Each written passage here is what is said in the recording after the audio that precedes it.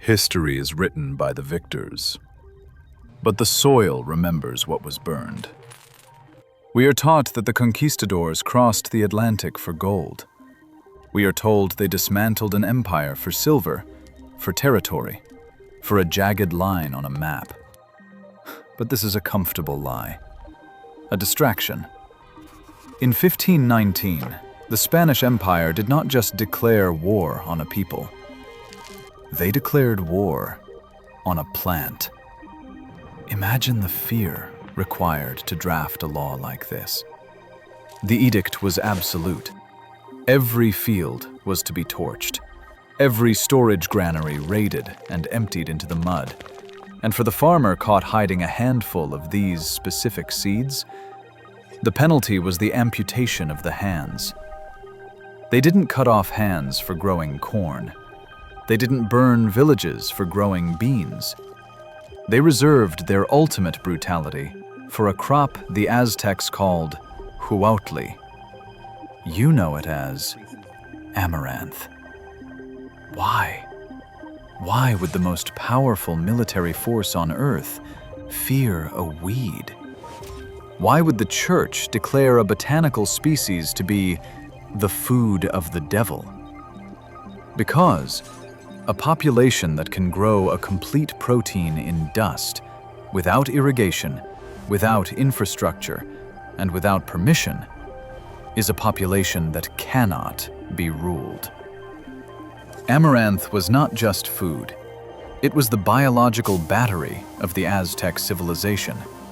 It made up 80% of their caloric intake. It traveled in the pouches of runners who crossed mountains without stopping. It built bones dense enough to withstand the brutality of their age. To break the Aztec spirit, the Spanish knew they could not just kill the warriors. They had to kill the source of their autonomy. They had to replace the sovereign grain with a crop that required supervision, a crop that required the master. They gave them wheat, and in doing so, they invented the first hunger the New World had ever known. Look around you. Look at the aisles of your supermarket. Look at the endless, swaying fields of the American Midwest. You are looking at an illusion of abundance.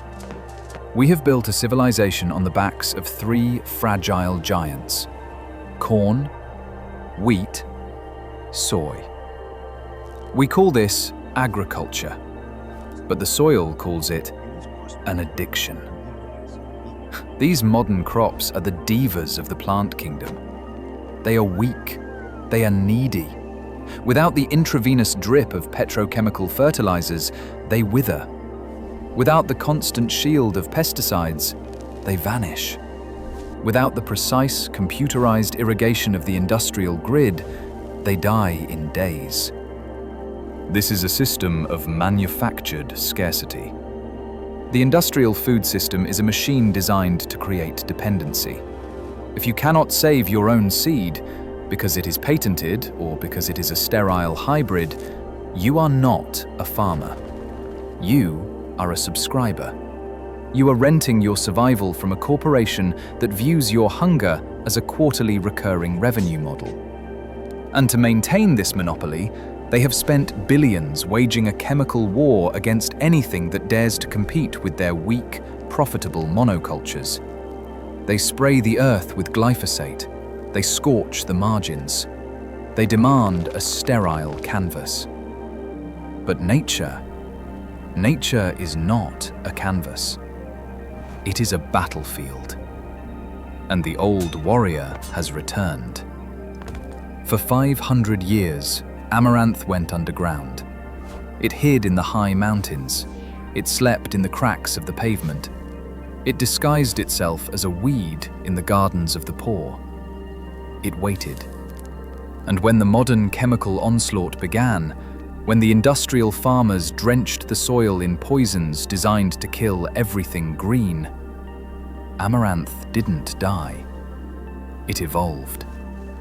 In the soy fields of Georgia, in the corn belts of the Midwest, a panic is setting in. The farmers call it pigweed. They call it a nuisance.